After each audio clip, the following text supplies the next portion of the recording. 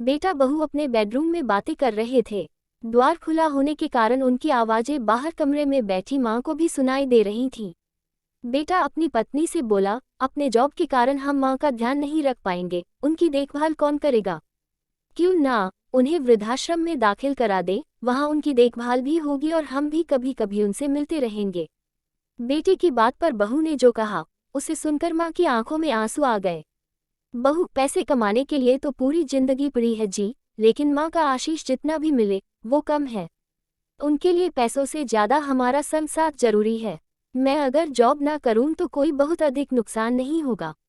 मैं माँ के साथ रहूंगी, घर पर ट्यूशन पढ़ाऊंगी, इससे माँ की देखभाल भी कर पाऊंगी। याद करो, तुम्हारे बचपन में ही तुम्हारे पिता नहीं रहे और घरेलू काम धाम करके तुम्हारी माँ ने तुम्हारा पालन पोषण किया, तुम्हें पढ़ाया लिखाया, काबिल बनाया।